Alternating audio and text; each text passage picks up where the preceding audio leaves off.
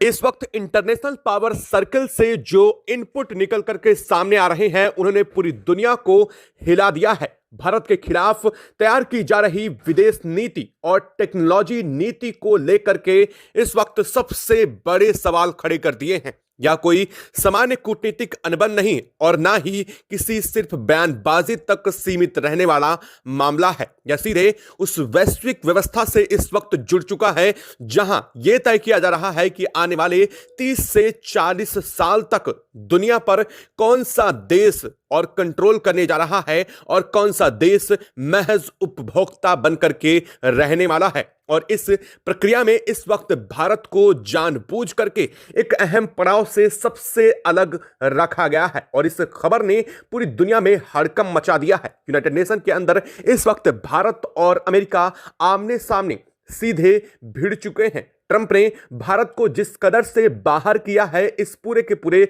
सबसे अहम समिट से, उसने ना सिर्फ बड़े सवाल खड़े कर दिए हैं बल्कि अभी इंटरनेशनल मीडिया में जो खबर निकल करके सामने रही है उसने दुनिया भर की राजनीति को भी हिला करके रख दिया है। वो भारत जिसे अब तक ट्रंप और अमेरिका अपना सबसे करीबी दोस्त बता रहे थे, आज उसी अमेरिका के लिए सबसे बड़ा सवाल यह बनता जा रहा है कि और यह सबसे कोई छोटी मोटी तकरार नहीं बल्कि अब यह बड़ी तकरार में बदलने जा रहा है। बल्कि कहा जाए तो 21वीं सदी की सबसे बड़ी लड़ाई की शुरुआत मानी जा रही है। अब तक लड़ाइयां सिर्फ बंदूक बम की होती थी, लेकिन अब ये जो लड़ाई है वो सिर्फ टेक्नोलॉजी, एआई, सेमीकंडक्टर और क्रिटिकल मिनरल्स की छिड़ चुकी है।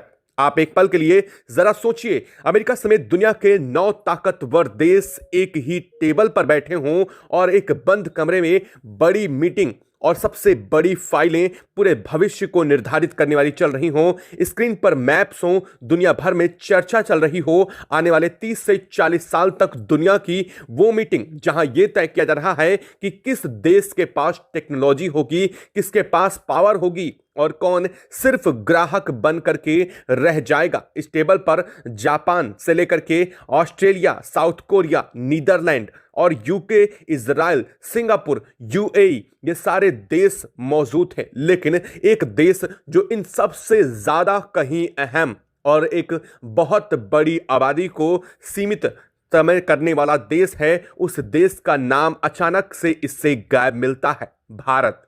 अब सवाल यह नहीं है कि भारत क्यों नहीं था, सवाल यह है कि भारत को क्यों नहीं बुलाया गया, क्योंकि यह कोई आम मीटिंग नहीं थी। लगभग $16 ट्रिलियन की सबसे बड़ी दावत थी। दुनिया की सबसे कीमती चीजों पर यह सबसे बड़ी डील थी। एआई मॉडल से लेकर के semiconductor chip, data centre, green energy, battery technology और वो सभी मिनरल्स, क्रिटिकल मिनरल्स जिनके लेकर के एक मोबाइल तक जिनके बगैर बनाना, सोचिए कि जिनके बगैर एक कंप्यूटर तक बनाना नहीं संभव है, उन सब चीजों पर था। जापान को जगह मिली क्योंकि उसके पास चिप बनाने वाले ऐसे केमिकल्स मौजूद हैं जिन पर पूरी दुनिया डिपेंडेंट है। नीदरलैंड को बुलाया गया क्योंकि एसएमएल जैसी कंपनी सिर्फ उसके पास है और एडवांस शिप बिना उसके नहीं बनाए जा सकते हैं। लेकिन इन सभी के बीच में भारत को नहीं बुलाया जाना पूरी दुनिया को खटक चुका है, क्योंकि भारत ना सिर्फ किसी एक चीज का उत्पादक देश है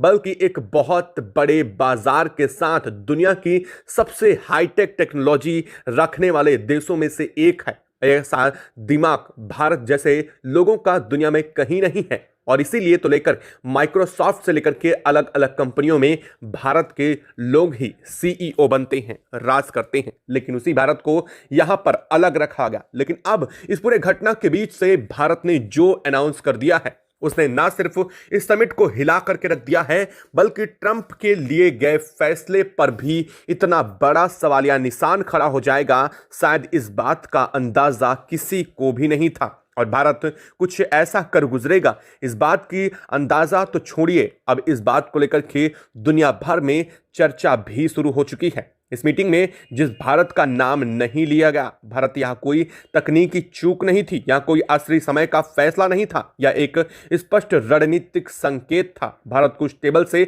जानबूझ करके बाहर रखा गया जहां ग्लोबल टेक्नोलॉजी नियम तय किए जा रहे हैं। और इस वक्त भारत ने इस पर बहुत बड़ा एक्शन भी बोल दिया है। क्या है इस वक्त पूरी खबर, क्या पूरी अपडेट बन चुकी है, क्या यह माजरा चल चुका है और आखिर ट्रंप ने भारत से इतना बड़ा बदला क्यों लिया है और किस चीज का है कि जब इतनी बड़ी मिलियंस डॉलर की डील चल रही हो वहां भारत को तक नहीं बुलाया गया, बताएंगे आपको इस वीडियो में। तो चैनल पर बने रहें, वीडियो को लाइक, वीडियो बहुत अहम होने जा रही है। यह सिर्फ भारत के लिए बल्कि भारत के इस एक्शन के पलटवार को समझने के लिए भी कि अब भारत ने जो अगली चाल चली है वो इससे भी कहीं ज्यादा घातक है। तो दोस्तों, आप सभी से एक और अनुरोध है कि वीडियो में आगे बढ़ने से पहले चैनल को जरूर सब्सक्राइब कर लीजिएगा। दोस्तों, मीटिंग में शामिल देशों को उनके टेक कंट्रोल के आधार पर चुना गया। कहा जा रहा है कि जापान को इसलिए जगह मिली क्योंकि उसके पास मैन्युफैक्चरिंग चिप केमिकल्स है। नीदरलैंड को इसलिए बुलाया गया क्योंकि उसके पास ASML जैसी मशीन केवल उसी देश के पास है और वही तय करती हैं कि कौन एडवांस चिप बना सकेगा। साउथ कोरिया इसलिए बैठा क्योंकि उनके पास मेमोरी चिप में उनका दबदबा है। ऑस्ट्रेलिया को इसलिए बुलाया गया क्योंकि उसके पास लिथियम और रेयर अर्थ मिनरल्स का भंडार है। इजराइल साइबर और AI में निर्णायक भूमिका निभाता है। सिंगापुर डेटा और फाइनेंस का कंट्रोल पॉइंट है। UAE कैपिटल और एनर्जी का सबसे बड़ा केंद्र कहा जाता है। भारत के पास दुनिया का सबसे बड़ा डिजिटल मार्केट है, सबसे बड़ा यूथ बेस है, सबसे बड़ा डेटा है, लेकिन फिर भी उसे इस फ्रेमवर्क से बाहर रखा गया। यह साफ संकेत देता है कि अमेरिका भारत को एक बड़े बाजार के रूप में तो देखता है, लेकिन टेक्नोलॉजी पावर के रूप में स्वीकार करने को अमेरिका तैयार नहीं है। इस बीच प्रधानमंत्री मोदी और डोनाल्ड ट्रंप के बीच फोन पर बातचीत होती है। पीएम मोदी का ट्वीट सामने आता है, लेकिन अमेरिकी प्रशासन की ओर से कोई ज्वाइंट स्टेटमेंट नहीं जारी किया जाता है, कोई प्रेस ब्रीफिंग नहीं की जाती है। सिर्फ एक औपचारिक लाइन जारी की जाती है कि बातचीत हुई। इसके तुरंत बाद ट्रंप का बयान आता है कि उन्होंने भारत और पाक के बीच युद्ध को रोका, लाखों जानें बचाई। यह बयान कूटनीतिक भारत में भारत भाषा के साथ सीधा संदेश था।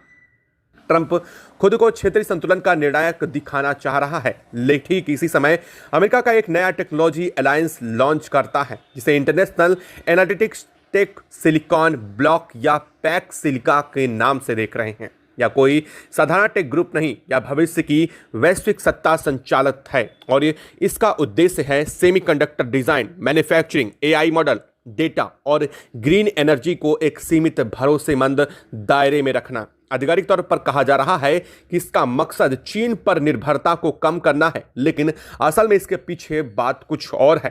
वास्तविकता यह है कि उन सभी देशों के लिए एक फिल्टर है जो भविष्य में टेक्नोलॉजी के जरिए स्वतंत्र शक्ति बन सकते हैं। भारत इसी श्रेणी में आता है।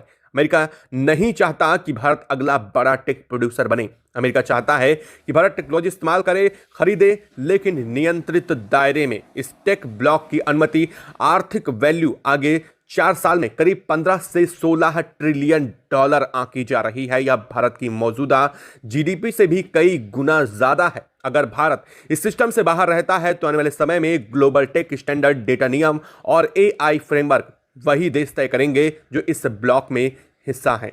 इसका सीधा असर भारत की अर्थव्यवस्था, सुरक्षा, रणनीतिक स्वतंत्रता पर पड़ेगा। टेक्नोलॉजी अब सिर्फ व्यापार नहीं है, टेक्नोलॉजी नियंत्रण का साधन है। जिसके पास चिप होंगी वही हथियार बनाएगा, जिसके पास एल्गोरिदम होंगे वही तो नियम तय करेगा, जिसके पास डेटा होगा वही भविष्य के नियमों और डीलों को दिशा देगा। भारत के लिए यह स्थिति नई नहीं है। इससे पहले भी भारत को न्यूक्लियर टेक्नोलॉजी में सीमित करने की कोशिश की गई थी, लेकिन इस बार चुनौती उससे भी कहीं ज्यादा बड़ी है, क्योंकि यह लड़ाई खुले मैदान में नहीं, सिस्टम के भीतर लड़ी जा रही है। अगर आपको लग रहा है कि यह सिर्फ विदेश नीति की खबर है तो आप गलत हैं।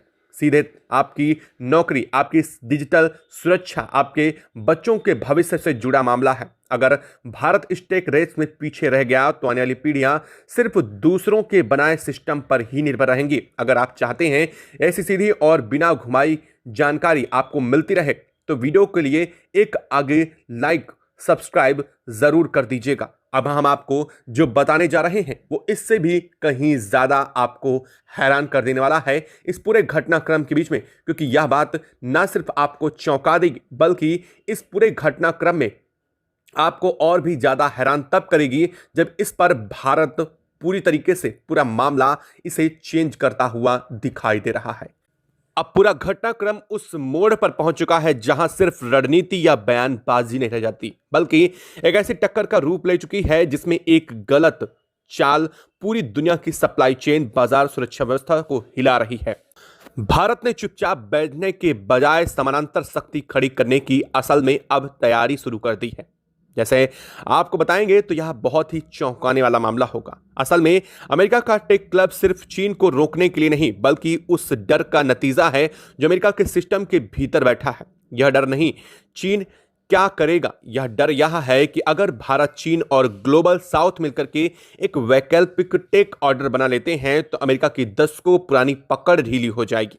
और यह वही बिंदु है जहां भारत अचानक अमेरिका के लिए सिर्फ एक दोस्त नहीं बल्कि एक चुनौती बन चुका है। इसी दौरान पर्दे के पीछे एक और नया खेल सामने आ रहा है। अमेरिका के डिफेंस और टेक लॉबी के अंदर लगातार यह चर्चा हो रही है कि भारत को कितनी टेक्नोलॉजी दी जाए और कितनी रोकी जाए। भारत को ड्रोन चाहिए, दिए जाते हैं लेकिन सीमित। भारत को जेट इंजन चाहिए, बातचीत होती है लेकिन ट्रांसफर ऑफ टेक्नोलॉजी पर ब्रेक लग जाता है। भारत को सेमीकंडक्टर इक्विपमेंट चाहिए लेकिन निवेश की बात होती है, लेकिन सबसे क्रिटिकल मशीनें देने से इनकार कर दिया जाता है। यह कोई संयोग नहीं है, यह एक बहुत बड़ी सोची समझी रणनीति है। और ठीक यहीं से भारत को साफ संदेश मिल जाता है कि अगर यह रास्ता आसान नहीं होगा, भारत अगर इस गेम में ऊपर आने जा रहा है तो उसे सिर्फ बाजार से मदद का इंतजार नहीं करना होगा। उसे अपने भीतर अब वो क्षमता पैदा करनी है जो उसे रोके जाने के बावजूद आगे बढ़ा सके, जैसे भारत अपने न्यूक्लियर प्रोजेक्ट को लेकर के किया था। यही वजह है कि भारत के भीतर डिफेंस, स्पेस और टेक्नोलॉजी सेक्टर में अचानक एक अलग तरह की गंभीरता दिखने लगी है। स्पेस सेक्टर इसका सबसे बड़ा उदाहरण है। जब पश्चिमी देशों ने भारत के सैटेलाइट और लॉन्च टेक्नोलॉजी में सीमित रखने की कोशिश की, तब भारत ने इसरो के जरिए अपना सबसे बड़ा सिस्टम खड़ा किया था। आज वही भारत दुनिया के सैटेलाइट लॉन्च करता है। यही मॉडल अब टेक्नोलॉजी में दोहराना शुरू किया जा रहा है। फर्क सिर्फ इतना है कि इस बार चुनौती कई गुना ज्यादा बड़ी है। अब बात आती है चीन की। अमेरिका का पूरा टेक क्लब चीन को घेरने के नाम पर खड़ा किया गया है, लेकिन असल में चीन अकेला टारगेट नहीं है, इसका टारगेट भारत भी है। चीन की इस लड़ाई को चीन भी चुपचाप नहीं देख रहा है। चीन पिछले दशकों सालों से अपनी चिप इंडस्ट्री पर अरबों डॉलर झोंक चुका है। भले ही वह अभी समय एडवांस चिप में पीछे हो, लेकिन वॉल्यूम, सप्लाई और स्टेट सपोर्ट में वह बहुत आगे बढ़ चुका है। और चीन जानता है कि भारत इस लड़ाई में एक निर्णायक फैक्टर बनने जा रहा है। यहीं से भारत के लिए खेल और सघन और जटिल होता दिखाई दे रहा है। एक तरफ अमेरिका का दबाव कि भारत चीन से दूरी बनाए, दूसरी तरफ भारत बेहतर जानता है कि पूरी तरह किसी एक ब्लॉक में जाना उसकी रणनीतिक स्वतंत्रता खत्म कर देगी। यही वजह है कि भारत अब ऐसे संतुलन को तैयार कर रहा है जहां वह किसी का मोहरा ना बने। और भारत ने इसका अनाउंसमेंट जैसे ही किया है मानो भूचाल सा आ गया हो। एक तरफ तो अमेरिका अपने इस पूरे पैक्ट सिलिका के तरीके से हिल चुका है भारत के इसके खिलाफ खड़े होने पर, और साथ ही साथ चीन जो इसे बहुत सोची समझी चाल और धीमी गति से इसमें आगे बढ़ रहा था, वो भी भारत की तरफ से जो कहा गया है उसके बाद हिल चुका है। दरअसल भारत अब शक्ति संतुलन के लिए अपने सिलिका से बेहतर प्रोजेक्ट पर उतर चुका है। और भारत ने साफ करते हुए कहा है कि इसमें उसके सबसे बेहतर सहयोगी देशों का समूह होगा। लेकिन आपको सुनकर हैरानी होगी, ट्रंप ने जिस सिलिका पैक्ट को जिन देशों के साथ मिलकर बनाने की कोशिश की थी, वो सभी देश भारत के साथ इस प्रोजेक्ट में काम करने को तैयार हो रहे हैं। सबसे बड़ा नाम आता है जापान का, जहां टेक्नोलॉजी के नाम पर सबसे तेज और सबसे फास्टेस्ट काम होता है। और दूसरा ऑस्ट्रेलिया, जिसे अमेरिका ने शामिल तो करने की कोशिश की, लेकिन अमेरिका के साथ साथ वो भारत के साथ भी हाथ मिला चुका है। और अब आपको जानकर सबसे बड़ा झटका तब लगेगा जब इसमें चीन भी शामिल होने की तैयारी कर चुका है। जी हाँ, चीन भी भारत के इस पैक्ट को एक्सेप्ट कर चुका है। चीन ने भारत का यह ऑफर अब एक्सेप्ट करने के साथ ही अमेरिका को बड़ा झटका लग चुका है, क्योंकि अमेरिका कई ऐसे देशों को इससे बाहर करने की कोशिश में था जिन्हें वो कभी नहीं चाहता कि वो उसे चुनौती दे। अमेरिका बेहतर जानता है कि कौन से देश उसे चुनौती दे सकते हैं। रूस, चीन, भारत, ऑस्ट्रेलिया, ब्राजील और तमाम ऐसे देश हैं जो उसे बेहतर चुनौती इस जगह पर दे सकते हैं। ऐसी बात जो अमेरिका कभी भी बर्दाश्त नहीं कर पाएगा। और अब वही देशों का एक समूह अमेरिका के खिलाफ उतरता हुआ भारत के साथ खड़ा हो चुका है। और यही भारत की शक्ति संतुलन की इस वक्त सबसे बड़ी ताकत बन चुका है। भारत ने वो शक्ति संतुलन दिखाया है जिसे अमेरिका के टेक क्लब के भीतर ही सवाल उठने लगे हैं। यूरोप के देश ये पूछ रहे हैं कि क्या हर फैसले में अमेरिका का ही कंट्रोल रहेगा। जापान और कोरिया ये सोच रहे हैं कि क्या वे सिर्फ सप्लायर बनेंगे। ऑस्ट्रेलिया सोचता है कि उसके पास मिनरल्स पर किसका असल में हक होगा। मतलब यह क्लब बाहर से जितना एकजुट है उतना ही अंदर से अब तनावग्रस्त हो चुका है, क्योंकि भारत अब सबको बराबर के दर्जे के साथ इसमें शामिल कर रहा है। भारत इस तनाव को बहुत ध्यान से देख रहा है। भारत जानता है कि हर बड़ा ब्लॉक तब टूटता है जब उसके हितों के आपसी टकराव बढ़ते जाते हैं। यही वजह है कि भारत सीधे टकराने के बजाय इस वक्त समय का इंतजार कर रहा है। भारतीय रणनीति धीरे धीरे अपनी क्षमता बढ़ाने की है, ताकि जब मौका आए तब वह सिर्फ दरवाजा खटखटाने वाला देश ना हो बल्कि शर्तें रखने वाला देश बन जाए। और अब एक खतरनाक पहलू सामने आता है, टेक्नोलॉजी और डिफेंस का मिलन। एआई अब सिर्फ चैटबॉट नहीं, एआई अब missile guided cyber war, surveillance और ऑटोमेटेड हथियारों का हिस्सा बन रहा है। आपको पता होगा कि भारत की डीआरडीओ इस पर बहुत तेजी से काम भी कर रही है और ये काम सफल भी होते दिखाई दे रहे हैं। जिनके पास एडवांस एआई सिस्टम और चिप होंगे वो अगली पीढ़ी की जंग में बहुत बड़ी बढ़त रखने जा रहे हैं। और यही वजह है कि अमेरिका इन टेक्नोलॉजी को किसी भी कीमत पर अपने कंट्रोल में रखने की चाहता है। लेकिन असल में भारत का दिमाग और भारतीय लोगों का दिमाग उसकी कंट्रोल से बहुत परे पहले ही निकल चुका है। भारत समझता है और यही कारण है कि भारत के लिए यह लड़ाई सिर्फ आर्थिक नहीं बल्कि राष्ट्रीय सुरक्षा की लड़ाई बन रही है। अगर भारत टेक्नोलॉजी में पिछड़ गया तो वह भविष्य में सिर्फ हथियार खरीदने वाला देश बन करके रह जाएगा, बनाने वाला नहीं। और कोई भी संप्रभु देश यह स्थिति कभी भी स्वीकार नहीं कर सकता। और इसीलिए भारत ने अपना जो कदम चला है वो अमेरिका के लिए इतना बड़ा झटका साबित होगा। शायद अब अमेरिका को इस बात का अंदाजा जल्द लगने जा रहा है, क्योंकि जैसे ही भारत को इसको लेकर के अनाउंसमेंट करने जा रहा है और जैसे ही अनाउंसमेंट सामने आएगा पूरी दुनिया की नींव हिलने वाली है। आपको क्या लगता है, क्या भारत का यह कदम बहुत सटीक और सही दिशा में उठाया गया अब तक का सबसे सटीक कदम बनने जा रहा है? कमेंट बॉक्स में लिख करके जरूर बताइएगा। साथ ही वीडियो को लाइक और चैनल को अगर अभी तक आपने सब्सक्राइब नहीं किया तो सब्सक्राइब कर लें और बेल आइकन को भी जरूर दबा लीजिएगा। जय हिंद दोस्तों।